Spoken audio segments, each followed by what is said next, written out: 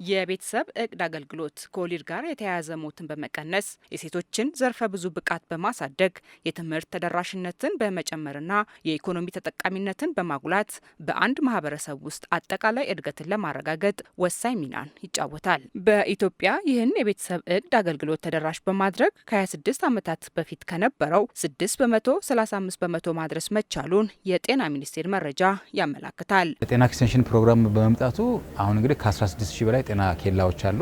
ከ45000 በላይ የጤና ኤክስቴንሽን ባለሙያዎች አሉ። ይሄ ዋና የሚሰሩት ደግሞ መሰረታዊ የጤና አገልግሎት አለ። ከመሰረታዊ የጤና አገልግሎት አንዱ የቤተሰብ እቅድ አገልግሎት ነው። ይሄን ስንሰራ ደግሞ መንግስት የሚሰራባቸው ቦታዎች አሉ። መንግስት ሁሉም ቦታ ላይ ይሰራል። ነገር ግን ተደራሽ የማይሆንባቸው ቦታዎች ደግሞ አሉ። ለምሳሌ አንዳንድ ቦታዎች ለምሳሌ ከግጭት አንጻር እንዲሁም ተደራሽ ያልሆኑ ቦታዎች አሉ። ይሄንም ደግሞ በተለይ አጋር ድርጅቶች እንዲገቡ በማድረግ እነሱም ደግሞ የሚሰሩት የኛ ቅድመ ሁኔታዊ ቅድሚያ የሚሰጣቸው እዛ ላይ ስለሚሰሩ እነሱም እየገቡ በሚኒስትሪ ኦፍ ሄልዝ ይሁንታ እየገቡ እያገለገሉ ስላሉ ይህም ደግሞ መስፋቱን እንዲሁ መስፋት ብቻ ጥራት ያለው አገልግሎት እየተሰጠ እንዳለ ያሳያል ማለት ነው። በችግር ውስጥ ከሚገኙ አካባቢዎች የትግራይ ክልል አንዱ ነው። በክልሉ የቤተሰብ እቅድ አገልግሎት ተደራሽነት ምን ላይ ነው ስንል ጠይቀናል። ትልቁ ማንቆ ያለ በትግራይ ስፔሻሊ የአቅርቦት ችግር ነው። አንድ እናት የፈለገችውን የቤተሰብ እቅድ አይነት ማግኘት አልቻለችም። ያለው አቅርቦት ችግር ማለት ነው። በክንድ የሚቀበሩ እና ሉፕ የሚመሰሉ አቅርቦትም ጭምር በተለይ የምትጠቀምበት ለመሳሪያው እጥረት አለ። ስቲል ገና ያልተሰራበት አቅርቦቱም ችግር ያለው ናቸው።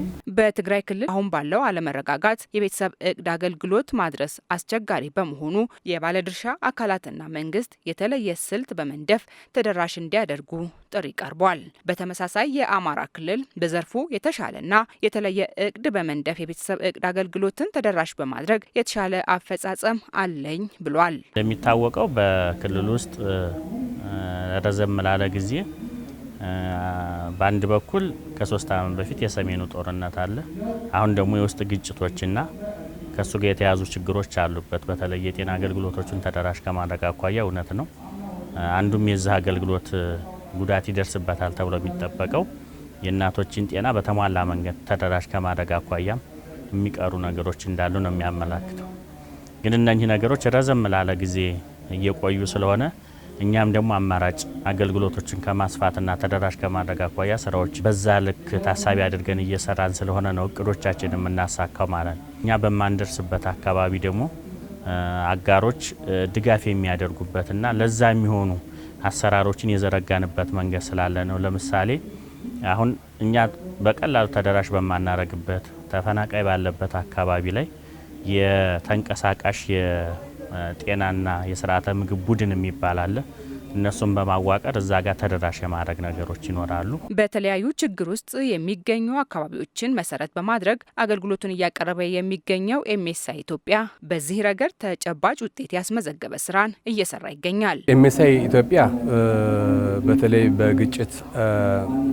ግጭት ባለባቸው የሀገራችን ክፍሎች ውስጥ በተለይ የእናቶችና የወጣቶችን እና የአፍላ ወጣቶችን የስነ ተዋልዶ ጤና ፕሮግራም ተደራሽነትን ከማረጋገጥ አኳያ ስራዎችን እንሰራ እንገኛለን። በትግራይ ክልል በተለይ እንደዚሁም በአማራ ክልል ላይ በሁለቱ ክልል ላይ ሰፊ የሆነ ፕሮግራሞች አሉን። በግጭት ምክንያት አገልግሎት ለማግኘት ተግዳሮት የነበራቸው ማህበረሰብ ክፍሎች አሉ። ስለዚህ እነሱን ከመድረስ አኳያ ላለፉት በተለይ 4 እና 5 ዓመታት ጠንከር ያለ ውጤታማ ስራዎችን እየሰራ እንገኛለን። ኤምኤስአይ ኢትዮጵያ በትግራይ ክልል ያለውን ሁኔታ ከግምት ውስጥ በማስገባት የቤተሰብ እቅድ አገልግሎትን ለማቅረብ ለእናቶች ወገንተኛ ሆነን እንሰራለን ብለዋል። ትግራይ ክልል ያለን እንቅስቃሴ ከሞላ ጎደል ጥሩ ነው። ይሁን እንጂ ብዙ ተግዳሮቶች አሉ። አሁን በምናወራበት ሰዓት ለምሳሌ የጦርነት ሁኔታ በጣም አንዣቦን ያለው የነዳጅ ችግር አለ። በእነዚህ ሁኔታዎች ውስጥ እንግዲህ ሶሊዳሪቲን ማሳየት አለብን፣ ወይም ደግሞ ለእናቶች ያለን ወገንተኝነት የምናሳየው ነገሮች በጣም አልጋ በአልጋ በሆኑበት ጊዜ ሳይሆን በጣም ችግር በነበረበት ወቅት ከነሱ ጋር ሆነን በዚህ ችግር ምክንያት ሊጋለጡ የሚችሉ ወገኖቻችን በተለይ እናቶችን፣ ሴቶችን መድረስ አለብን ብለን እየሰራን የምንገኘው የቤተሰብ እቅድ አገልግሎትን ተደራሽ በማድረግ እንደ ሀገር ለተገኘው ስኬት የባለድርሻ አካላት ሚና ከፍተኛ ነው ያሉት የጤና ሚኒስትር ዴኤታ ዶክተር ደረጀ ዱጉማ ለተገኘው ውጤት ምስጋናን አቅርበዋል። ውጤት ሊያመጣ የሚችል በተለይ ደግሞ ሜድሶፕስ በሚሰራባቸው ቦታዎች ከዚህ ፊትም በርካታ ተሞክሮች ስላለ ይሄንን ፋይናንስ አግኝቶ በጣም መልካም ስራ መስራት እንደሚችል ከመጀመሪያው በጣም ጥሩ ግምት ነበረን። በዛው ደረጃ ያሉ ውጤቶችም በጣም መልካም ናቸው። በአጠቃላይ ከአርኤንኤስኤች እና ፋሚሊ ፕላኒንግ ጋር ተያይዞ ያሉ ውጤቶች እንደ አገርም የሚያኮሩ ናቸው። ለዚህ እንደ አገር ላመጣነው ስኬት መንግስት ብቻውን ያመጣ ስኬት አይደለም። አጋር ድርጅቶቻችን በርከት ያለ ግብዓት እንዳላቸው እናውቃለን። ከዛም ውጪ በርካታ ማህበረሰቦች የግልም ጭምር አብረን ስለሰራ ነው። ኤምኤስአይ ኢትዮጵያ ለተለያዩ የክልል ጤና ቢሮዎች ለቤተሰብ እቅድ አገልግሎት የሚውሉ ከ21 ሚሊዮን ብር በላይ የሚገመት የሕክምና ቁሳቁስ ድጋፍን አድርጓል።